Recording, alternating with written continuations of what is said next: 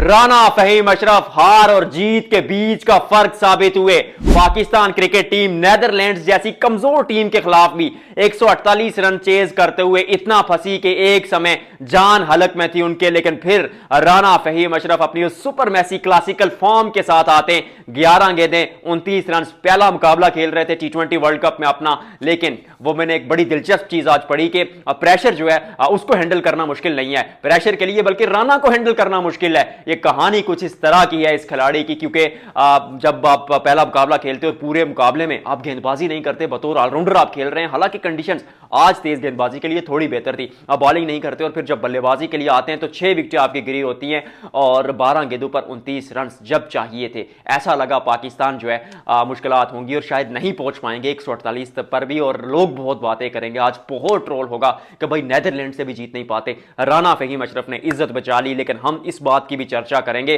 कि इस नहज पर मुकाबला पहुंचा कैसे।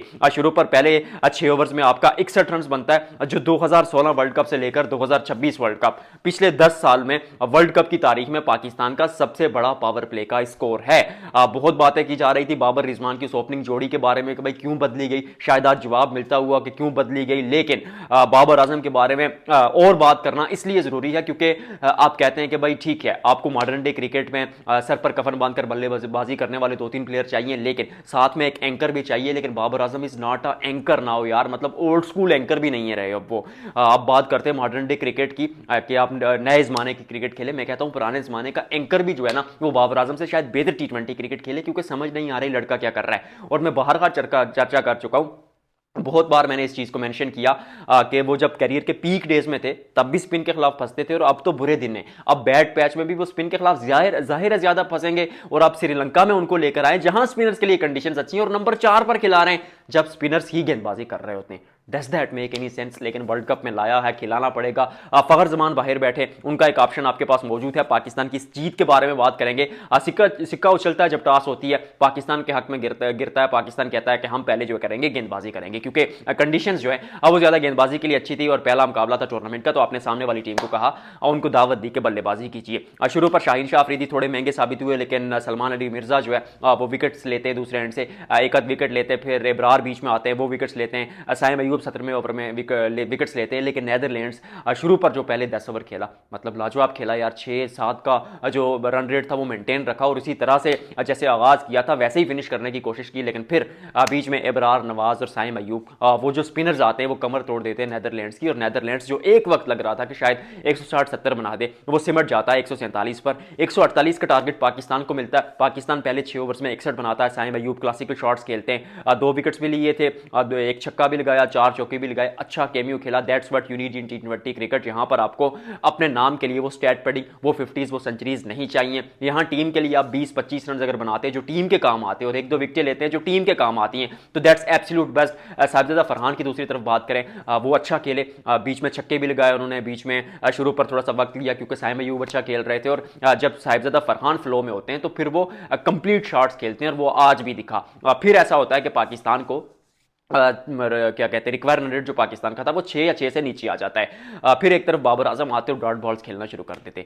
आई डोंट नो कि बाबर आजम 18 गेंदें 15 रन किस एंगल से, किस मतलब कोई एक जाविया दिखा दें, 20 गेंदों पर 10 रन भी चाहिए हो तो मैं फिर भी 18 गेंदों पर 15 रन को नहीं डिफेंड कर पाऊंगा। भाई आपने जल्दी फिनिश करके नेट रन रेट बचाना पड़ता है। ठीक है, समझ आ गई आपको, आप लोग माने ना माने, आप लोग शायद ये भी कहें कि भाई ये कल तक बाबर आजम की तारीफ करता था, he is a world class player, मैं मानता हूं, लेकिन बस हमारा लड़का हम ही से ज्यादा किसी को शायद नहीं प्यारा, हमें ही सबसे ज्यादा प्यारा है। लेकिन जब परफॉर्मेंस नहीं होगी, जब रन्स नहीं बनेंगे तो वी विल टॉक यार। और 18 गेंदें 15 रन, डॉट बॉल्स खेलते हैं, साहिबजादा फरहान पे प्रेशर बनता है, वो छक्का मारते हैं, और जब दूसरी तरफ इतना प्रेशर बन रहा हो कि भाई सिंगल्स भी ना निकल रहे हो, वहां पर फिर आकर साहिबजादा फरहान जो है वो बड़े शॉट्स खेलने के चक्कर में आउट हो जाते हैं। उस्मान खान इतने बुरे हैं कि रिजवान उनसे बेहतर लगते हैं, हालांकि जाकर अगर आप रिजवान को देखते हैं तो रिजवान इतने बुरे हैं कि उस्मान खान उनसे बेहतर लगते हैं। तो शायद हाजा नाफे का आगे जाकर चांस बन जाए। भारत के मुकाबले तक मुझे नहीं लगता कि ना हाजा नाफे की जगह बनेगी और ना सिर्फ क्या कहते हैं फखर जमान की जगह बनेगी। नसीम शाह और उस्मान तारिक को मे भी इन एंड आउट कर दिया जाए किसी 1-2 खिलाड़ियों की जगह, लेकिन वो भी नसीम के लिए मुश्किल होगा क्योंकि फहीम ने परफॉर्म कर दिया, सलमान अली आगा ने 1-2 विकेटें ले लिए, तो टीम जो है वो लगभग कैसी रहेगी। शायद एक स्पिनर एक्स्ट्रा किसी मुकाबले में आप डालें, सरमान मिर्जा को बिठाकर या फ़हीम को तो अब बिठाएंगे नहीं क्योंकि मुकाबला जितवा लिया है, तो वो पाकिस्तान क्रिकेट टीम को सोचना पड़ेगा। उसके अलावा जो फ़खर जमान की बात है कि बाबर की जगह, या हाजा नाफे की बात है उस्मान खान की जगह, वो भारत के मैच तक नहीं होगा और पाकिस्तान इसी तरह आगे जाएगा। फिर ये होता है कि फिर बाबर आजम प्रेशर डालते, उस्मान खान आउट हो जाते हैं और फिर बाबर आजम भी विकेट थ्रो करके जाते हैं। I mean you are a senior player यार, अगर इतनी गेंदें आपने खा ली हैं तो इनिंग को कैरी करें, एंड तक लेकर जाएं, ऐसा भी नहीं करते। और जब बाबर आजम आउट होते हैं और आते ही शादाब खान 13 गेंदें 12 गेंदें 8 रन, दूसरी तरफ नवाज 13 गेंदें 6 रन। काहे के ऑलराउंडर हैं यार। अगर ऑलराउंडर्स की भी आप बात करते हैं, इतने ऑलराउंडर्स आप खिला रहे हैं, तो फिर फ्लेक्सिबिलिटी की आप बात करते हैं कि टीम में फ्लेक्सिबिलिटी लेकर आए। लोहा फ्लेक्सिबल नहीं होता सर, आपको टीम मजबूत बनानी पड़ेगी, आपको बुनियाद टीम की मजबूत रखनी पड़ेगी। साइम अयूब को अगर मिला लें, सलमान अली आगा को अगर मिला लें और फ़हीम अशरफ को अगर मिला लें, अगर आप और शामिल कर दें इसमें नवाज़ को, शादाब खान को, तो 5 ऑलराउंडर्स आपकी टीम में खेल रहे हैं। मतलब 11 में से 5 ऑलराउंडर्स। लूप होल सिर्फ 1 या 2 ऑलराउंडर्स का बनता है, लेकिन आपने 5 ऑलराउंडर्स खिला दिए इस टीम में।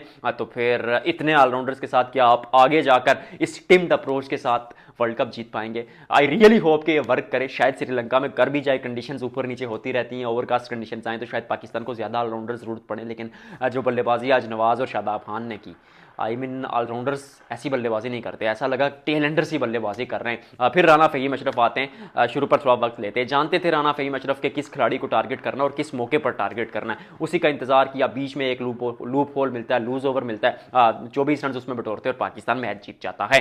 शाहीन शाह अफरीदी के लिए भी एक बिग थम्स अप है, क्योंकि उन्होंने बड़ा शॉट खेलने के चक्कर में विकेट्स नहीं खोई। हालांकि शुरू पर 2-3 गेंदें डॉट खेली, 2-3 बड़े शॉट्स खेलने की उन्होंने भी ट्राई की, बट इट वॉज गुड कि उनके बल्ले पर क्या कहते हैं, गेंद नहीं लगी। अगर लग जाती तो शायद वो भी आउट हो जाते। लेकिन फिर Rana Faheem Ashraf excellent player, excellent form, और ये माइंडसेट आपको चाहिए होता है। बहुत लोगों ने ट्रोल किया राना फ़हीम अशरफ को कि भाई बेन स्टोक्स हैं, फलाना ऑलराउंडर है, ये है, ब्ला ब्ला ब्ला। राना फ़हीम अशरफ चुप रहे, खड़े रहे, अपना काम करते रहे, और वो जो माइंडसेट था, उन्होंने पोस्ट मैच प्रेजेंटेशन में भी यही कहा कि कोई नई कंडीशन तो नहीं थी मेरे लिए, पहली बार भी इस सिचुएशन में बहुत बार रह चुका हूँ। Well done Rana Faheem Ashraf and Pakistan cricket team. थोड़ा सोचना पड़ेगा, आई रियली होप टीम अच्छा करेगी आगे चलकर। अगली वीडियो में थोड़ी और डिटेल्स के साथ आऊँगा। वीडियो को लाइक और शेयर करेंगे और कमेंट सेक्शन में बताएंगे कि आप मुझे कहाँ से देख रहे हैं।